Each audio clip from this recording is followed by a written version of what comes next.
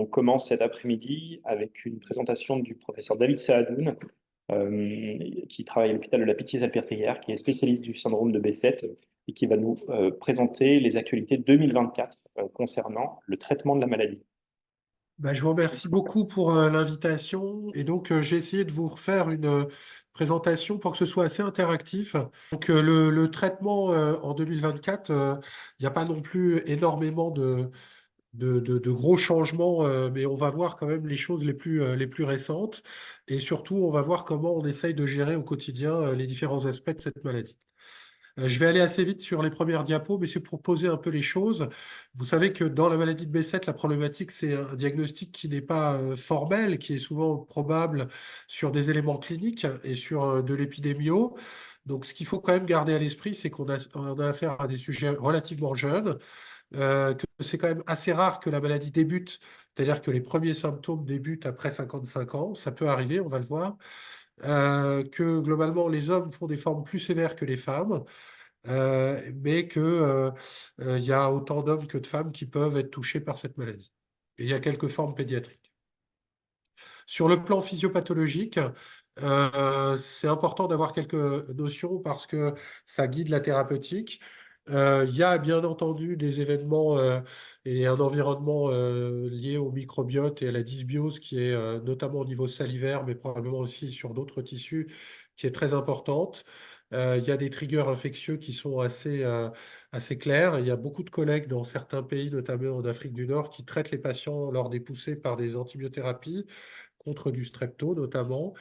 Euh, il y a beaucoup d'études actuellement là-dessus. Il y a un lien génétique, notamment avec le HLA-B51, mais qui est seulement porté par à peu près 40-50% des B7 et 20% de la population générale. Il y a plein d'autres polymorphismes en lien avec l'immunité innée, les toll-like récepteurs, la différenciation TH1, TH17 des lymphocytes T. Ces effecteurs dans les tissus, et quand on biopsie par exemple un vaisseau, quand on biopsie la peau, on a des choses assez variables, mais on a volontiers dans les vaisseaux par exemple beaucoup de neutrophiles et de lymphocytes T, dans le système nerveux central également. Dans la peau, on a parfois des monocytes, macrophages, des lymphocytes T, peut-être un peu moins de neutrophiles. Et l'ensemble de ces voies d'activation va induire des lésions qui sont un peu différenciées en fonction des organes. Et c'est pour ça qu'en fait, on ne traite pas de la même façon une atteinte oculaire qu'une atteinte vasculaire ou qu'une atteinte cutanée ou des muqueuses.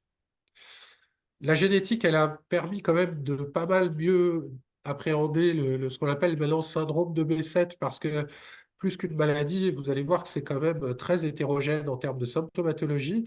Et sur le plan génétique, vous voyez qu'il y a beaucoup de proximité, notamment avec le HLA B51, mais avec le HLA B1501 et avec d'autres symptomatologies assez proches du B7, notamment les aftes buccales récurrents ou le PFAPA.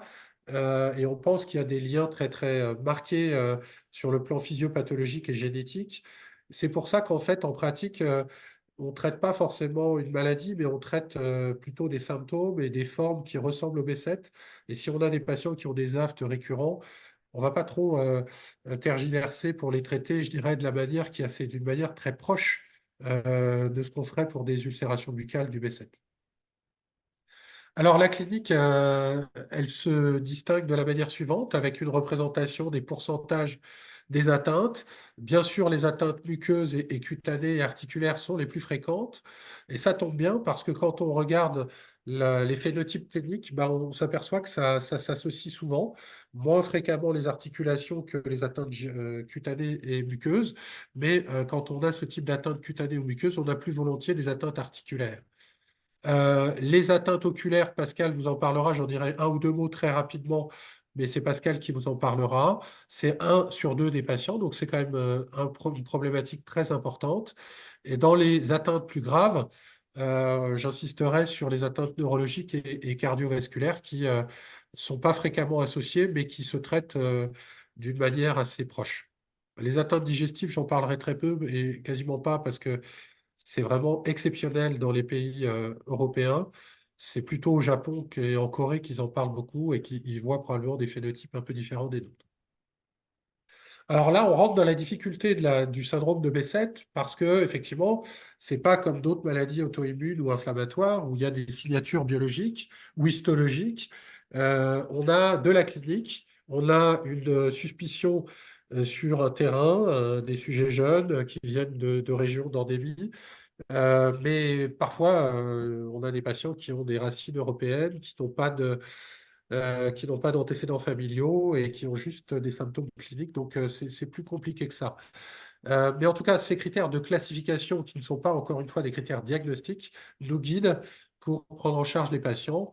Et vous voyez les 4 points requis qui intègrent les atteintes vasculaires et neurologiques dans la classification de 2014. Donc, comme il n'y a pas de gold standard du diagnostic, il y a beaucoup de diagnostics différentiels à discuter. Dans la pratique clinique, je dirais que c'est surtout sur les atteintes muqueuses et les aphthoses bipolaires où on peut avoir des discussions assez fréquentes. Sur le plan digestif, on a des discussions souvent sur les MICI ou des toxicités des AINS ou des colites infectieuses. Sur le plan articulaire, parfois les spondyloarthropathies ou les rhumatismes psoriasiques. Et puis après, c'est vraiment le gros du problème, c'est la neurologie et les atteintes centrales où on peut discuter des diagnostics différentiels. Donc la révolution, et c'est pour ça que je vous en parle, même si c'est très rare, c'est important de connaître ces problématiques, c'est la génétique et les syndromes qu'on peut rencontrer chez les enfants ou plus tardivement chez des sujets à plus de 60 ans. Euh, Comment on évoque une cause génétique? Ben, c'est quand ça commence tôt, quand il y a des antécédents familiaux, et notamment qui font évoquer une transmission autosomique dominante, quand il y a de la fièvre, beaucoup d'inflammation biologique, des signes digestifs ou d'autres signes au premier plan. Mais vous voyez que quand on fait une recherche de NGS assez large, ce qu'on avait repris sur 5 ans au laboratoire du professeur Twitou à Montpellier, sur, sur le nombre de tests qui avaient été réalisés pour rechercher chez des patients qui avaient des ulcérations buccales, une maladie auto-inflammatoire, ben, vous voyez que le rendement, il était de moins de 10% et il y avait un H20 qui avait été diagnostiqué. Donc, c'est quand même sur la globalité, il faut être très méfiant et très prudent sur ce qu'on demande comme test. Donc voilà l'exemple d'une famille que j'ai eu à voir, une patiente qui consultait à 51 ans. Elle avait depuis l'enfance une aphthose bipolaire, des arthralgies inflammatoires, des uvéites antérieures essentiellement. Elle avait reçu différentes lignes, dont la colchicine. Elle n'était pas très sévèrement atteinte, mais elle avait fait des nouvelles poussées d'uvéites. Et elle me consultait dans ce contexte-là et elle me racontait qu'effectivement, elle avait 5 enfants de 3 pères différents et que, elle en avait au moins 3 qui étaient symptomatiques pour ce qui ressemblait à du B7. Et donc là, on voyait qu'il y avait vraiment une transmission assez nette des débuts dans l'enfance. Et en plus, son père avait une symptomatologie fébrile de B7 également. Et donc, on évoquait dans ce contexte un syndrome HA20 avec transmission autosomique dominante, début dans l'enfance, une uvéite au départ pas très sévère et des tableaux parfois digestifs cutanéo-articulaires. Et vous voyez qu'il peut y avoir aussi de l'auto-immunité, ce qui n'était pas le cas dans cette famille. Donc, c'est important de noter que dans ce syndrome de B7, il y a effectivement maintenant une forme monogénique qui est le syndrome HA20, mais qu'il y a pas mal d'autres maladies auto-inflammatoires encore plus rares qui sont liées à des mutations dans la voie NF-κB, qui peuvent donner des AFT, qui peuvent donner des syndromes auto-inflammatoires qui ne sont pas très éloignés, que je ne vais pas détailler parce que c'est très rare, mais c'est à connaître quand il y a des débuts, notamment dans l'enfance, ou de la transmission de type dominant. Un autre cas de figure que je vous rapporte, qui est donc, vous voyez, un patient beaucoup plus âgé, 71 ans, avec un début d'ulcération bipolaire plus tardive, des polyarthralgies inflammatoires, des aftes très diffus qui allaient sur tout le tractus digestif, et pas de granulome sur la biopsie, un syndrome inflammatoire biologique.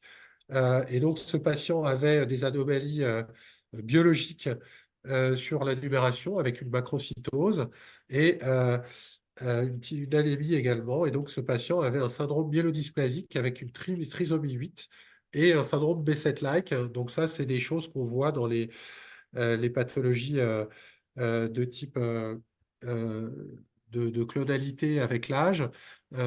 Et donc, c'est un syndrome myélodysplasique associé à des formes de B7-like qu'on voit très rarement, mais qu'on peut voir et qui donne des syndromes de B7 chez des personnes plus âgées. Et ça a une implication parce que sur le plan thérapeutique, on va aller plutôt sur un traitement du syndrome myélodysplasique pour contrôler la pathologie inflammatoire que sur des thérapeutiques purement du B7. Donc, on va avancer un petit peu et aborder un peu les aspects pronostiques pour comprendre un peu plus la thérapeutique, comment on la conçoit. Donc, il y a effectivement un impact qui est assez franc sur la qualité de vie, parce que même des formes peu sévères sont très invalidantes. On a en moyenne 1 à 2 aftes par mois chez ces patients qui ont une maladie de B7, et quand la poussée d'aftes, elle dure 8 à 15 jours, bah, ça impacte énormément sur la vie de tous les jours, sur l'alimentation, la déglutition, la santé bucco-dentaire, et ça fatigue énormément les patients. Mais ces patients, ils n'ont pas que des symptômes en lien avec la maladie de B7, ils ont aussi beaucoup d'autres comorbidités, et notamment, ils peuvent avoir des symptômes qui ne sont pas liés à l'inflammation en elle-même. On sait que, par exemple, 60% des céphalées dans la maladie de B7 sont plutôt des céphalées dites de tension ou des céphalées sans lien avec une poussée inflammatoire ou avec une hypertension intracrânienne ou avec un syndrome méningé. Et ça ne justifie pas forcément d'intensifier les traitements parce que, il n'y a aucune démonstration que ces traitements anti-inflammatoires ou immunosuppresseurs vont améliorer la situation. On sait que c'est une maladie vasculaire inflammatoire, donc il y a toutes les problématiques d'athérosclérose et de complications ischémiques qui peuvent survenir un peu plus précocement que la population du contrôle du même âge. Et puis, il y a des problématiques d'anxiété, de dépression, de fatigue. Et certains auteurs ont rapporté un peu plus de cancer, mais ça reste très discuté. En termes de fonctionnalité et de risque vital, là, on rentre sur les atteintes digestives, neurologiques, oculaires et vasculaires. C'est là où vraiment on est extrêmement euh, dans une prise en charge très agressive, très rapide pour contrôler, je dirais, et mettre en rémission ces patients. Sur l'œil, Pascal détaillera, mais j'insiste sur le fait que c'est l'atteinte inflammatoire dans l'Occident qui est la plus grave, la maladie de B7, avec un risque de cécité à 5 ans qui varie entre 10 et 15% suivant les études, même à l'heure des biothérapies. Donc, très attention quand vous avez une atteinte oculaire, Pascal vous le redira. Sur le plan neurologique, il y a également des problématiques de séquelles chez des sujets jeunes qui sont parfois après complètement désocialisés, qui sont en invalidité alors qu'ils ont 20 ans, 25 ans. Et donc ça, c'est vraiment très problématique parce que le délai diagnostique et le délai donc, de prise en charge thérapeutique est souvent assez long. Pour mémoire, par exemple, aux États-Unis, avant de faire un diagnostic de B7, il faut une médiane de 7 ans. Et c'est probablement aussi parce que c'est un pays où la prévalence de la maladie est moindre qu'en Europe, notamment en France ou bien sûr en Asie ou au Moyen-Orient. L'atteinte vasculaire également assez grave, hein, c'est la principale cause de mortalité. Les atteintes veineuses, c'est 30% des patients, ça thrombose un peu partout. Les veines superficielles, les veines profondes, à tous les niveaux. Il y a volontiers des atteintes artérielles associées et des atteintes cardiaques un peu plus rares qui peuvent toucher les trois tuniques, les coronaires, le péricarde, l'endocarde avec des myocardites, avec des endocardites aussi type Lehman-Sachs, mais lié au B7.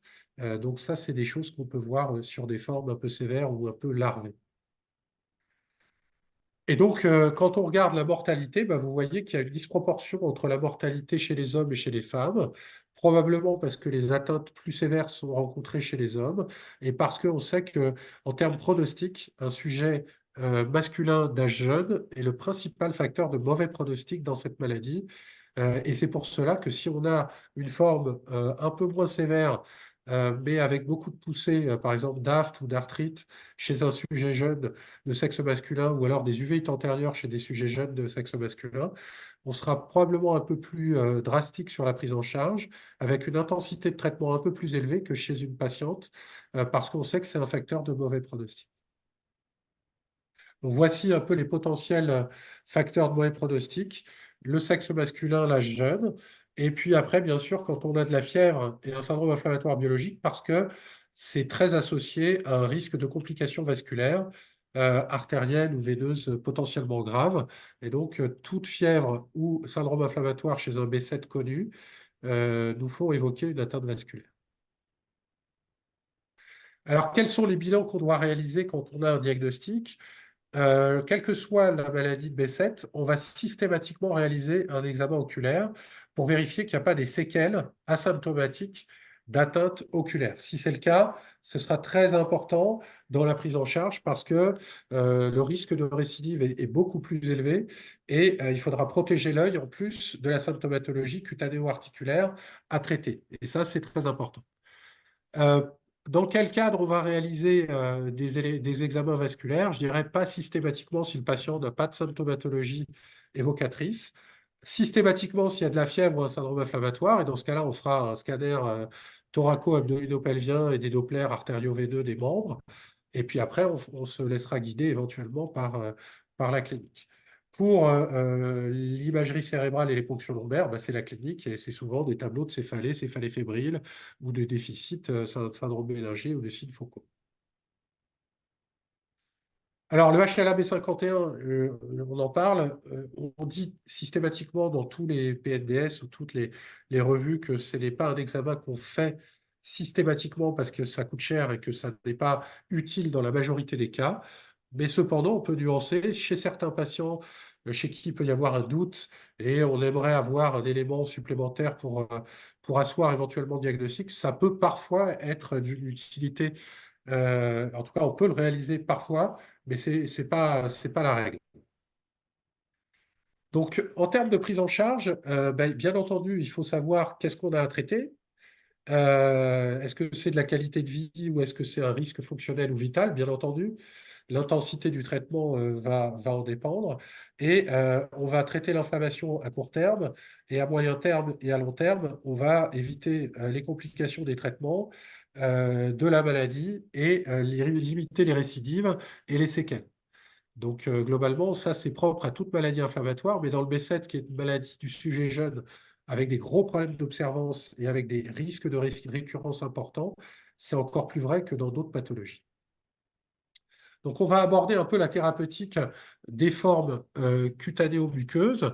La première des recommandations, c'est que il faut avoir une hygiène bucco-dentaire qui soit parfaite parce que on sait que c'est très important pour prévenir les poussées d'aphthose et pour limiter ces risques-là. Alors là, on parle d'arrêt du tabac. C'est vrai que dans toutes les maladies inflammatoires ou toutes les maladies et en général, quelles que soient les maladies et dans la prévention, il faut arrêter le tabac, mais il faut savoir que dans le B7, paradoxalement, l'arrêt du tabac aggrave les aftes pour une raison pas très claire, probablement que le tabac a un effet anti-inflammatoire. Ensuite, le traitement symptomatique, ce sera bien sûr les dermocorticoïdes qu'on peut appliquer localement sur les aftes bucco-génitaux. Ça peut être les bains de bouche antalgiques, les pansements, les antidouleurs pour les articulations, la colchicine, on va le revoir. Et puis, il y a des traitements de seconde intention qui seront prescrits en cas d'échec. Alors, la colchicine, comment ça se conçoit, ça se prescrit?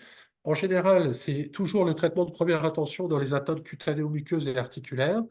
On commence à 1 mg par jour. On peut faire en deux prises, mais l'observance est tellement difficile que il est parfois mieux de donner un seul comprimé par jour bien pris, sans oubli. Si besoin, on peut monter à 2. On va parfois à 2,5 mg par jour, mais rarement sur la durée au-delà de 2 mg par jour. Et il faut bien surveiller la fonction rénale, notamment chez ces patients. Et on fait attention à toutes les interactions médicamenteuses qui peuvent comment dire, augmenter l'intervalle thérapeutique de ce médicament. Et on insiste, parce que souvent les patients, ils essayent un mois, ils n'ont pas compris que ce n'était pas un traitement de la crise, que c'est un traitement de fond. Il faut bien leur expliquer ce qu'on attend de la colchicine. Ce n'est pas zéro aft, c'est une diminution significative des poussées, mais pas zéro aft, pas zéro atteinte articulaire, mais un mieux qu'on va essayer de quantifier. Et pour ça, il faut se laisser 3 à 6 mois pour juger de son efficacité. Donc voilà l'exemple d'une patiente. Et là, n'hésitez pas à participer et à intervenir, même si on est en Zoom. Donc 31 ans, elle a des ulcérations de très grande taille au niveau buccal, parfois au niveau vulvaire.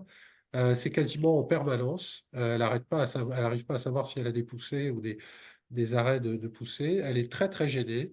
Elle est caucasienne et elle est secrétaire. Donc vous avez les lésions buccales et les lésions génitales sur cette diapositive. Donc, dans ce cadre-là, je remonte les lésions, effectivement. Pour la bouche, c'est pas super évident parce qu'il y a effectivement il y a une perte de substance. Ça peut être discuté, en tout cas vu les photos, mais sur le plan génital, ça ressemble vraiment à un aft. C'est bipolaire. Donc, vu le terrain, c'est effectivement aphtose bipolaire, maladie de B7, et c'est des aftes, donc ça pouvait coller aussi avec le A. Donc les aftes, dans les ulcérations du B7, ça peut prendre différentes formes. Il y a des aftes mineurs qu'on voit à gauche, des aftes majeurs qu'on voit au milieu. Alors on dit souvent dans les aftes buccaux, à la différence des aftes génitaux, ça ne laisse pas de cicatrices. C'est pas totalement vrai, puisque sur les aftes buccaux majeurs, de plus d'1 centimètre de diamètre, ça peut laisser des petites cicatrices. Sinon, c'est un syndrome Achavin qui laisse fréquemment des cicatrices sur les aftes buccaux. Et puis, on a parfois des ulcérations un peu petites comme ça, herpétiformes, qu'on peut voir ici. Et sur le plan génital, voilà l'aspect. Et là, pour le coup, chez l'homme notamment, ça laisse des cicatrices et c'est un élément très, très important, c'est biologique. Donc, ça impacte beaucoup la qualité de vie, plus que des aftes banaux, parce que ça dure plus longtemps, ça fait plus mal et c'est plus fréquent. Il n'y a pas que la maladie de B7 qui donne une aphthose bipolaire ou qui donne des aftes. Il faut toujours garder en tête que notamment les maladies inflammatoires du tube digestif, Crohn, RCH, maladie cœliaque, on peut avoir des aftes dans la polychondrite. Et puis, il y a tout un tas de carences ou les neutropénies aussi. Alors, on a eu parfois des gags avec des traitements des patients qui étaient sous interféron ou qui étaient sous méthotrexate qui avait des aftes qui nous étaient adressés et effectivement, il y avait à tort un diagnostic de B7 alors que c'était la neutropénie induite par la toxicité du médicament. Et là, vous voyez sur cette diapo l'arrêt du tabac, hein, qui est un facteur très très fréquent de majoration des aftes, mais ça n'empêche pas qu'il faut inviter les patients à arrêter le tabac. Donc là, chez cette patiente, elle avait effectivement 4 points. Donc, vous voyez que c'est un score de classification qui est assez sensible, qui est un peu moins spécifique, mais qui est quand même pas mal. Il n'y a pas non plus énormément de diagnostics différentiels sur des ulcérations bipolaires. Et donc, on évoquait le B7. Donc, dans ce cadre-là, il fallait, bien entendu, il faut aller rechercher d'autres lésions, notamment au niveau cutané, parce que souvent, les patients, ils vont pas vous le dire spontanément, et notamment des lésions de pseudofolliculite qu'on va aller trouver assez facilement, moins fréquemment les autres lésions et les autres atteintes. Cette patiente n'avait pas ces lésions de pseudofolliculite, mais sur le tronc, sur les membres, on va les voir assez facilement.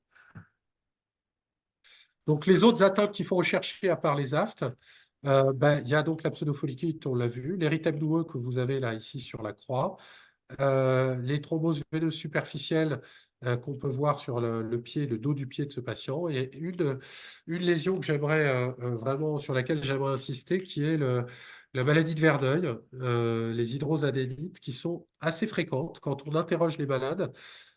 Souvent, on est passé à côté de ça et quand on les interroge, on s'aperçoit qu'effectivement, ils ont déjà eu des pseudo-absédations, des aisselles, des plis sous les seins. Et ça, c'est assez fréquent, beaucoup plus fréquent que d'autres dermatoses neutrophiliques qu'on peut avoir, mais qui sont exceptionnelles, comme le pyoderma, par exemple. Donc voilà, justement, en parlant de pyoderma, un pyoderma du visage chez une jeune patiente, là, des lésions de dermatose neutrophilique assez diffuses chez une patiente qui était très corticodépendante ou d'autres lésions qu'on peut voir sur cette diapositive. Ça, c'est beaucoup, beaucoup plus rare. Et bien sûr, le fameux patergie, la réaction patergique qu'on peut avoir sur les piqûres, les points de ponction. On ne fait plus le test de patergie où on injectait du sérum physiologique et on regardait un peu la réaction. On regarde juste au point de ponction, de piqûre ou de perfusion s'il y a ces petites réactions de pseudofolliculite qui traduisent en fait l'eupathérgie positive, qui est vraie pour la peau, mais qui est vraie également pour les vaisseaux, hein. Je vous invite que par exemple, un patient qui a une B7 avec un syndrome coronarien aigu, si vous lui faites un gaz du sang ou une coronarographie comme ça en pleine phase chaude, il va développer des faux anévrismes sur les points de ponction dans une grande majorité des cas. Donc, chez ce patient, globalement, vous avez évoqué le B7. Qu'est-ce que vous faites comme examen complémentaire parmi toute cette liste? C'est un questionnaire à choix multiples et moi, alors là, je ne pense pas avoir la science infuse, mais en tout cas, sur mon expérience, je ferai que le HI.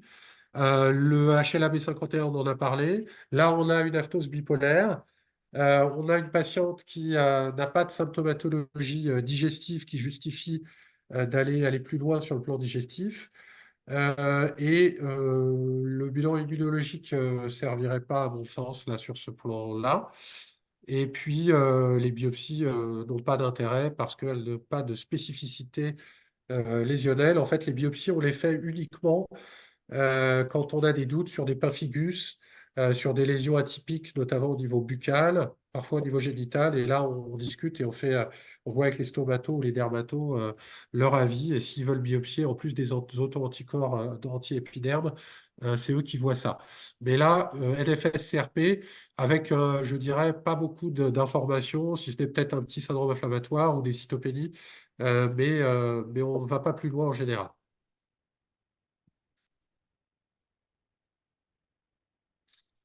Donc, quel traitement vous proposeriez en première intention à cette patiente parmi toutes les propositions que vous avez sur cette diapo? Vous avez 5 propositions. L'hygiène buccale. Donc, l'hygiène buccale est essentielle, j'en avais déjà parlé. Les dermocorticoïdes, classe 1 ou 2 sur les aftes et les ulcères génitaux, ça soulage beaucoup et ça peut aider à passer un cap aux patients. Les antalgiques locaux, les bains de bouche locaux. Et la colchicine, on en a parlé en première intention sur 3 à 6 mois, essayer de gagner, voir ce qu'on gagne. Parce qu'une fois qu'on a passé ce cap-là, on rentre sur des thérapeutiques qui vont coûter beaucoup plus cher, qui vont avoir des effets secondaires aussi. Et parfois, on va se retrouver assez vite limité parce qu'on aura passé toutes les étapes antérieures. Et donc, il faudra revenir parfois un peu à des choses en arrière parce qu'on aura été trop vite. Donc la colchicine en première intention, on en a déjà parlé. L'après-milaste, je vais en parler un petit peu. Je vais vous donner les niveaux de preuve. Je vais vous donner un peu en pratique comment ça se passe. Donc comment ça marche? C'est un inhibiteur de phosphodiestérase 4. Ça a été déjà beaucoup utilisé dans le psoriasis cutané et un peu moins dans le pso articulaire parce que ça marche, mais partiellement. Ça joue sur plein de cibles cellulaires, les mastocytes, les cellules dendritiques, les kératinocytes, les lymphocytes T de différentes sortes. Ça inhibe la voie d'activation NF-κB au niveau de l'inflammasome et ça bloque en fait une enzyme qui est impliquée dans la régulation de l'activation de la voie NF-κB. Donc, il y a eu un essai de phase 2 et un essai de phase 3 randomisés versus placebo qui ont été réalisés. Là, je vous présente l'essai de phase 3 avec deux phases, un essai versus placebo en double aveugle avec une évaluation à 12 semaines, un critère principal qui était l'air sous la courbe du nombre d'ulcères buccaux, et des patients qui avaient reçu des médicaments non biologiques pour traiter l'aphthose. Alors, 50% seulement des patients avaient reçu de la colchicine dans l'ensemble des patients randomisés, ils étaient 207. Donc, c'est un peu dommage, mais voilà, donc ils avaient ce profil-là, beaucoup d'aphtes au diagnostic pour être randomisés. Et puis après, il y avait une phase en ouvert où tous les patients recevaient l'après-milaste jusqu'à 64 semaines. Et puis après, on regardait ce qui se passait.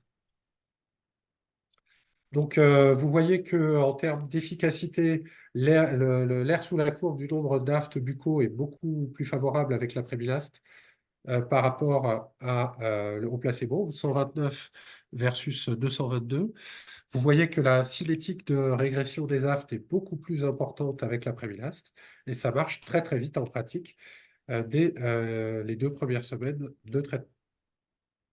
Si on reprend un peu tous les paramètres d'évaluation dans l'étude, sur la douleur, il y avait un vrai bénéfice en faveur de la Prévilaste. Sur la réponse complète sur les aftes à 6 semaines, vous voyez que ça marche très très vite avec la Prévilaste. La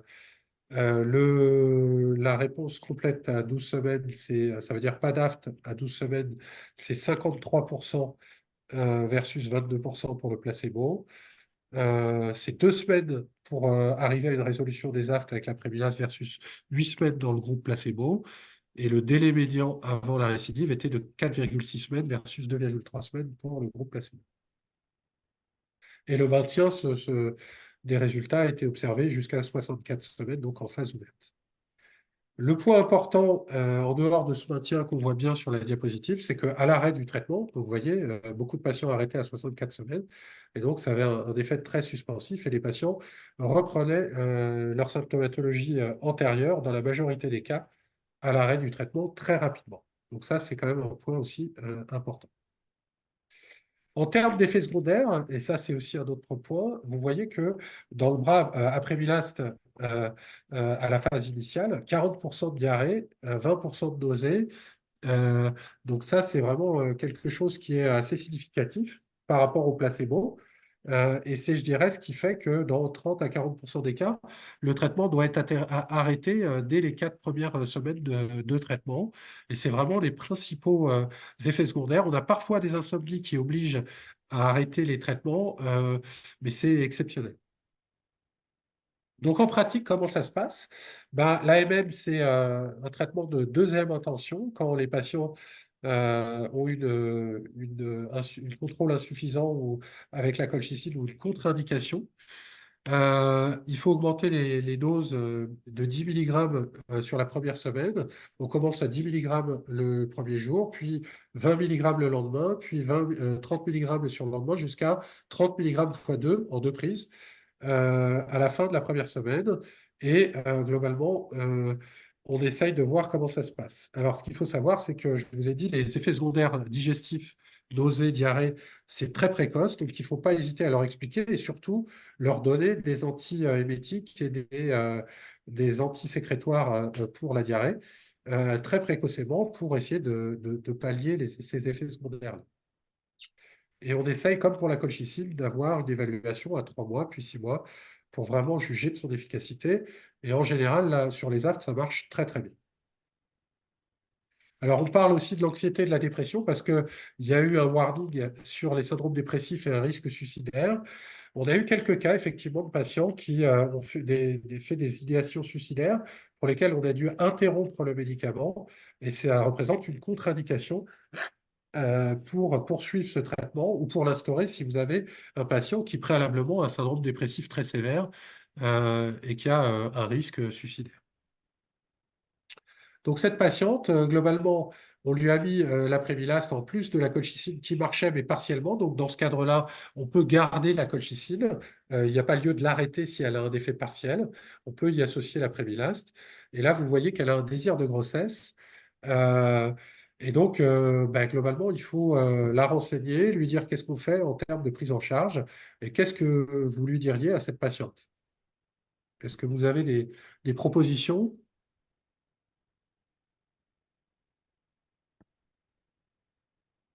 Ah, c'est peut-être compliqué si vous, bon, n'hésitez pas, quoi, comme vous voulez.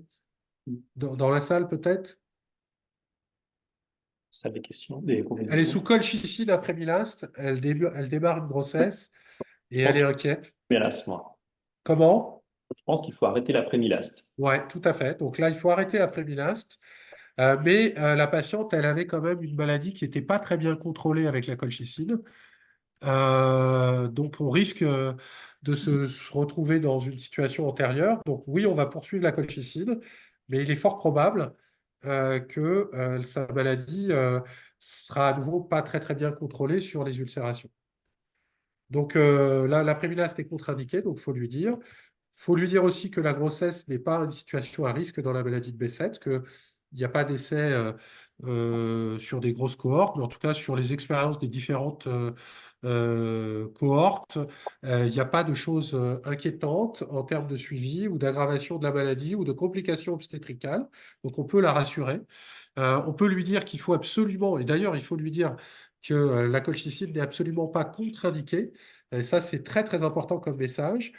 Ça n'est pas contre-indiqué pendant la grossesse et ça n'est pas contre-indiqué pour l'allaitement. Il faut juste préciser à la patiente que pendant l'allaitement, comme ça passe dans le lait maternel, le bébé peut avoir des colites. Et donc, s'il a mal au ventre, s'il y a des types de colites, elle pourra, dans ce cadre-là, suspendre la colchicine jusqu'à la fin de l'allaitement. Mais il faudra, dans ce cas-là, soit la surveiller de près, soit lui donner autre chose pour contrôler sa maladie suivant le type de maladie qu'elle aura. Donc, les autres traitements autorisés, je ne vais pas revenir là-dessus, c'est vrai dans plein d'autres situations. Et donc, on va passer là-dessus. Donc, dans ce cadre-là, elle était très gênée.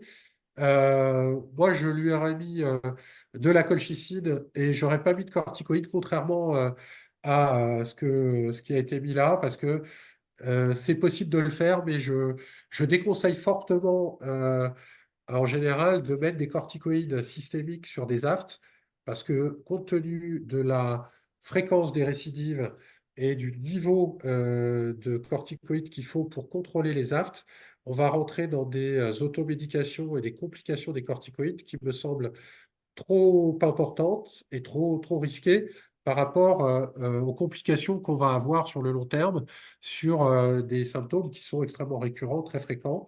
Et on va le voir, on a d'autres alternatives que la corticothérapie dans ses formes cutanées, je dirais même cutanéo-articulaires.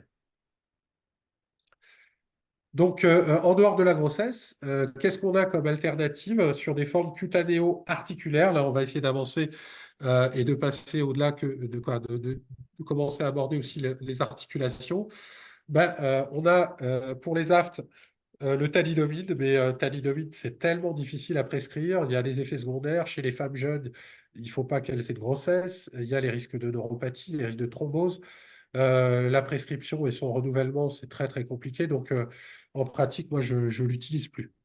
Les anti-TNF, c'est intéressant pendant la grossesse. C'est intéressant en dehors sur les atteintes articulaires. Ça l'est un tout petit peu moins sur les atteintes muqueuses parce que ça marche un petit peu moins bien que d'autres traitements qu'on va voir, notamment l'ustekinumab dans les ulcérations qui marchent. L'ustekinumab, c'est très bien toléré et ça marche très très bien sur les aftes. Donc, thalidomide, ça a été essayé en essai randomisé dans le B7. Ça marche super bien sur les aftes du B7, mais sur toutes les ulcérations récidivantes. Il y a eu notamment des groupes français qui ont travaillé là-dessus et qui ont rapporté des résultats extrêmement intéressants sur le thalidomide dans cette indication, avec des doses beaucoup plus faibles que dans cette étude. C'était plutôt 50 mg 2-3 fois par semaine pour maintenir ce traitement un peu plus longtemps. Sinon, ça marche bien, mais là, à ces doses-là de 100 ou 300 mg par jour, c'est intenable. Les patients arrêtent très vite. Il y a beaucoup trop de toxicité, pas que neurologique, hein, il y a plein d'autres effets secondaires, donc ça pourrait encore se faire, mais avec des doses plus faibles. L'ustekinumab, il y a eu quelques données dans la littérature.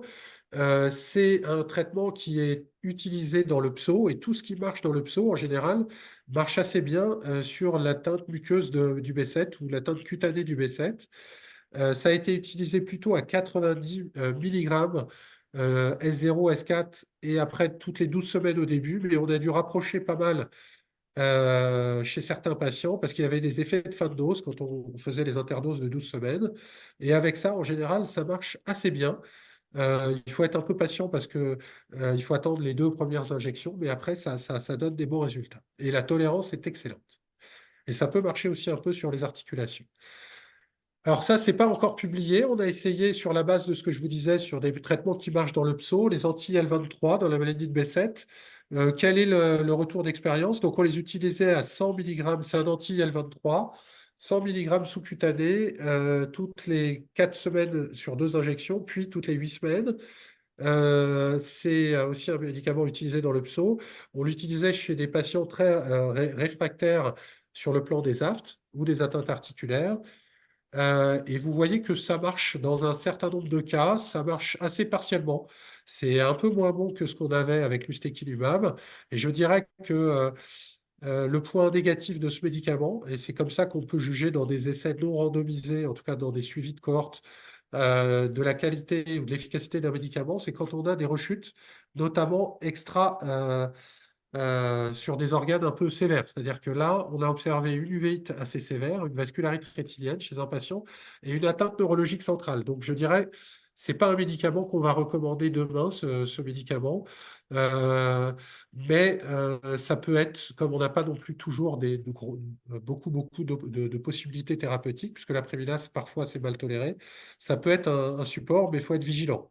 Mais en tout cas, l'ustekinumab marchait mieux que le guselkumab dans notre expérience. Les Italiens ont rapporté leur expérience de l'anti-IL-17, le secukinumab.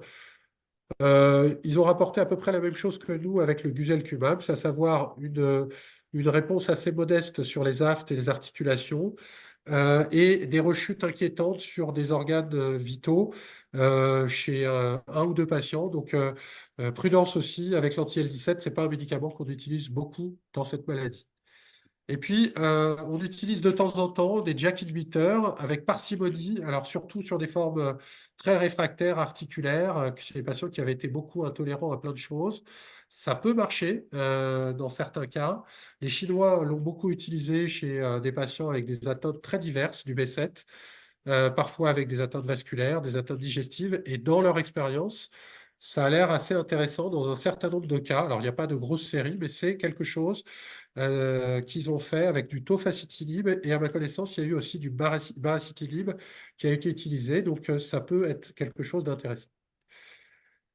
Donc, sur le plan articulaire, vous avez vu un peu les traitements. Vous voyez sur cette diapositive les principales différences avec les spondyloarthropathies. Et j'avance un petit peu pour finir après sur des atteintes plus graves. Voilà un patient qui est assez jeune, qui vient du Moyen-Orient, qui a un tableau cutané avec aussi une inflammation oculaire qui date depuis l'âge de 11 ans. Et en France, en fait, il vient consulter pour des douleurs du mollet droit et des petites lésions purpuriques et un gonflement. Donc, ce patient, finalement, il a des explorations, il a des arthralgies diffuses au niveau de la cheville, il a un aspect d'hypodermite et de purpura vasculaire. Et en fait, comme il a des myalgies du mollet, il a une IRM qui voit qu'il y a un œdème facio-musculaire du mollet droit. Donc, ce patient, bah, globalement, pour la faire courte, il va avoir une biopsie musculaire du mollet qui va finalement mettre en évidence une vasculite musculaire, myosite focale avec vasculite. La CRP va augmenter, il a des arthralgies assez diffuses, il est HLA-B51, il a des aftes buccaux de manière assez récurrente. Donc, on va considérer que ça ressemble quand même beaucoup à un B7. Et il y a une de vos collègues, Laure Gallet, qui a fait une étude là-dessus, qui a rapporté ces myosites focales dans le B7, notamment au niveau des mollets, avec des tableaux de vasculite sur le plan de la biopsie chez des patients qui n'ont pas d'augmentation des CPK, qui ont une atteinte très focale, très douloureuse, avec parfois des syndromes inflammatoires. Et ça, on en voit, ça a été rapporté aussi par d'autres équipes dans le B7. Et en général, c'est très corticosensible, ça récidive parfois, et on a parfois recours, comme chez ce patient, à des traitements de fond par Immurel, donc corticoïdes d'emblée, et puis après, éventuellement, Immurel ou métaux en traitement d'appoint. Donc, vous avez bien compris qu'il y a effectivement des phénotypes. Euh, on en voit trois gros, hein, les formes oculaires, les formes vasculaires et les formes cutanéo-articulaires. Donc, les formes articulaires, ça se traite aussi par la colchicine en première intention, des INS, parfois des cures très courtes de corticoïdes, mais attention à ne pas trop utiliser les corticoïdes systémiques dans ces formes-là. Et puis, si ça ne marche pas, ben, métaux ou anti-TNF. Et puis, les atteintes plus graves, vasculaires, oculaires, neurologiques, ben, on aura une corticothérapie systémique, des immunosuppresseurs ou une biothérapie. La principale différence entre l'œil et le reste, c'est que dans l'œil, on peut utiliser de l'interféron ou des anti-TNF dans les formes graves. Et si c'est moins grave, de l'Immurel. Et dans les atteintes vasculaires, c'est des anti-TNF ou de l'endoxan dans les formes graves ou de l'Immurel et des corticoïdes dans les formes moins graves, du Celcept aussi, mais on a moins de données sur le Celcept. Ce qui est très important, c'est que, il y a toujours des prises en charge très multidisciplinaires, les dermatos, les stomatos, les ophtalmos, les neurologues, les vasculaires. Enfin, voilà, on discute beaucoup dans cette maladie, dans la prise en charge, et on éduque beaucoup les patients parce qu'ils sont difficiles à suivre, ils sont pas très observants. Dès qu'ils vont mieux, ils ont tendance à arrêter les traitements. Donc, il faut faire de l'éducation thérapeutique, il faut leur expliquer pourquoi c'est important, qu'est-ce qu'on peut en tirer des traitements, quels sont les objectifs raisonnables à atteindre pour qu'ils adhèrent un peu mieux. L'uveit, je passe très vite parce que Pascal va vous en parler et j'ai pas trop le temps de m'y attarder. Je pense que Pascal, je ne sais pas s'il vous parlera de cet essai chinois qui n'est pas encore publié. Je vous ai parlé donc de l'interféron, des anti-TNF dans les formes graves. Donc là, pour faire court, c'est des patients qui avaient à l'inclusion une maladie de B7 avec une uvéite définie et une inflammation assez nette et une forme assez sévère puisqu'il y avait soit une vasculite rétinienne, soit un œdème maculaire. Et c'est des patients qui recevaient à l'induction plus de 20 mg de cortencil par jour. Et après, ils étaient randomisés en trois bras, soit de la cyclo, avec les posologies résumées ici, soit de l'interféron alpha, soit de la dalimumab, et une décroissance à peu près standardisée des corticoïdes sur 6 mois. Et vous voyez qu'il y avait des groupes très, très importants, de 90 patients par groupe. Et le critère d'évaluation, c'était la rechute à 1 an de l'uvéite. Donc les patients étaient assez équivalents sur tous ces caractéristiques de départ, que ce soit les caractéristiques de l'uvéite, l'âge et tout ça. Donc c'était assez bien, les doses de corticoïdes reçues. Et vous voyez qu'en termes de résultats sur le critère d'évaluation qui est le taux de rechute à 1 an, ben, il y a un traitement qui fait un peu mieux que les deux autres, qui est l'adalimumab. L'interféron fait pas mal et la cyclosporine fait un peu moins bien que les deux autres. C'est un médicament qu'on utilise dans les uvéites et aussi dans le B7, la cyclosporine, mais c'est un médicament qui est quand même probablement un peu moins efficace, en tout cas dans cette étude, euh, que l'interféron et l'adalimumab pour prévenir les rechutes. Juste pour vous dire que, il y a un essai en cours qui a été ouvert dans le B7, un PHRC, qui évalue l'adalimumab et le tocilizumab, qui est un traitement aussi intéressant dans les uvéites, sur l'œdème maculaire notamment, pour la maladie de B7 et les uvéites du B7, avec un critère de réponse qui est la réponse complète à 16 semaines avec un schéma de décroissance standardisé pour essayer d'évaluer quel est l'impact et l'apport du tocilizumab dans cette pathologie. Pour finir sur les atteintes graves, artérielles et neurologiques, voilà un peu le détail des principales manifestations vasculaires artérielles, des aftes à n'importe quel endroit, des aspects de faux anévrismes, pas d'aspect d'aortite, mais des aspects focalisés d'aftes avec plusieurs aftes en même temps, l'aspect un peu macroscopique, la fièvre ou la syndrome inflammatoire, l'association de plusieurs symptômes vasculaires, que ce soit veineux et artériels ou cardiaques. Donc, à bien rechercher quand vous avez ces atteintes vasculaires, parce que notamment les atteintes cardiaques, on peut passer à côté. Il y a une question qui est récurrente pour laquelle je n'ai pas la réponse, qui est est-ce qu'il faut anticoaguler les patients quand ils font des thromboses? J'ai tendance à le faire. Je n'ai aucune preuve de l'apport de l'anticoagulation. Il y a un essai qui va démarrer prochainement, qui va évaluer l'apport de l'anticoagulation par rapport à une corticothérapie seule sur la récurrence des aftes, des thromboses. Et ça, on verra si ça a un intérêt.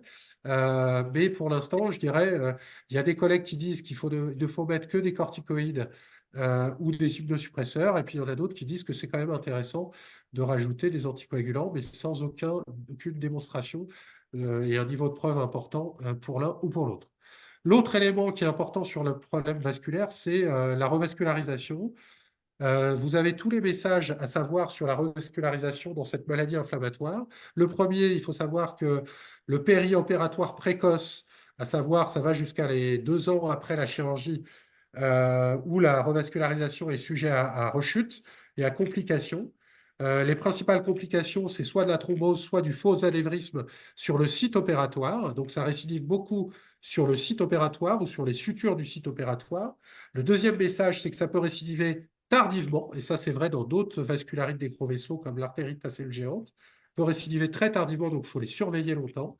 Troisième message, c'est que les veines chez un patient qui a une atteinte artérielle sont aussi malades, donc il ne faut pas utiliser de veines et de greffe de pontage veineux chez les B7, mais plutôt des prothèses synthétiques ou alors des allogreffes. Et puis enfin, dans toutes les maladies inflammatoires, quand on prend en charge une revascularisation, chirurgicale ou pas, il faut pré-traiter dans la mesure du possible avec des immunosuppresseurs pour diminuer les risques de complications post-opératoires. Pour le neuro B7, donc c'est une vascularite du système nerveux central, plutôt veineuse, qui touche le tronc cérébral. Ça donne de la clinique avec des atteintes du tronc, des paires crâniennes, des signes focaux, des syndromes pyramidaux, des céphalées, parfois fébriles, parfois des tableaux de méningo-rhombencéphalite. Et ça peut inaugurer la maladie dans 30% des cas, même chez des patients qui n'ont pas eu d'AFT avant. Même dans les atteintes vasculaires, c'est quelque chose qu'on voit. Et il y a souvent une corrélation fonctionnelle avec de l'imagerie. L'imagerie, c'est souvent des hypersignaux T2, notamment au niveau du tronc cérébral, qui peuvent parfois s'étendre au niveau des fibres de la substance blanche, au niveau des noyaux gris centraux, du thalamus, comme on peut voir sur la dernière diapo en bas. Et il y a un rehaussement hétérogène après le GADO qui peut parfois faire des effets de masse. On a parfois des lésions pseudo-tumorales et donc ce tropisme au niveau du tronc cérébral est très évocateur. Voilà la distribution des lésions.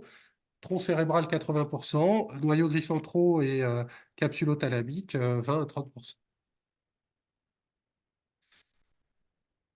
Donc, la nouveauté dans ces formes graves, c'est les résultats de cet essai thérapeutique qui compare l'endoxan aux anti-TNF, donc l'infliximab, dans les formes neurologiques ou vasculaires du B7 avec un schéma de décroissance de corticothérapie standardisé pour atteindre 0,1 mg kg à 22 semaines. Et le critère d'évaluation principal, c'est la réponse complète clinico-radiologique et l'objectif de décroissance des corticoïdes à 22 semaines.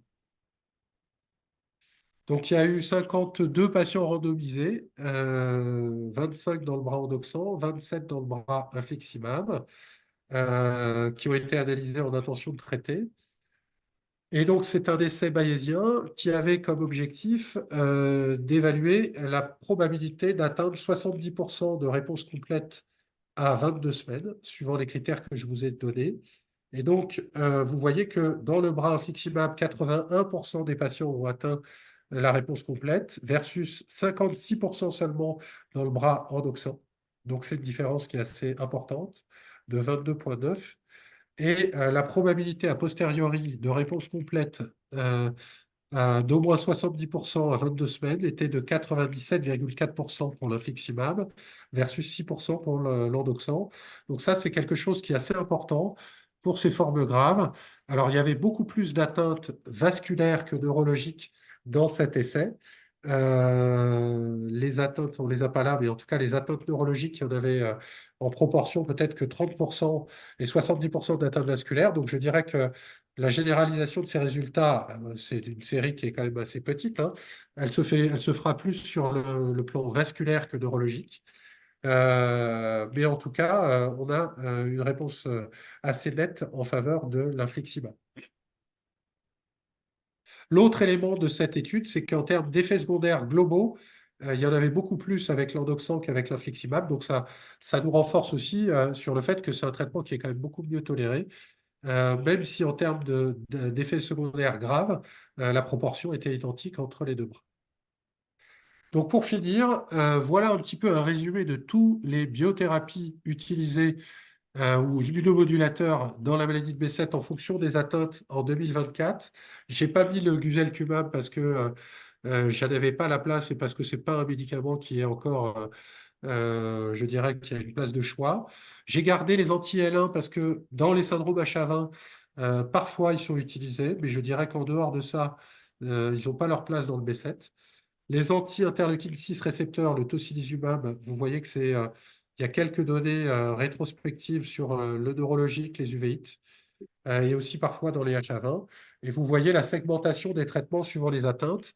avec des traitements qui sont purement sur la peau, les muqueuses et les articulations, et d'autres comme l'interféron que sur l'œil, essentiellement, même si d'autres l'utilisent pour d'autres atteintes, mais vraiment en Europe, c'est vraiment l'œil, et les anti-TNF qui a une action beaucoup plus large. Donc voilà un petit peu tout ce que j'avais à vous dire. Euh, il y a une prise en charge qui dépend bien entendu du patient, qui dépend des risques évolutifs, des atteintes, de la gravité, de l'intensité du traitement qu'on va mettre pour résoudre l'inflammation et éviter les récidives. Donc voilà, si vous avez des questions, avec grand plaisir et merci pour votre attention.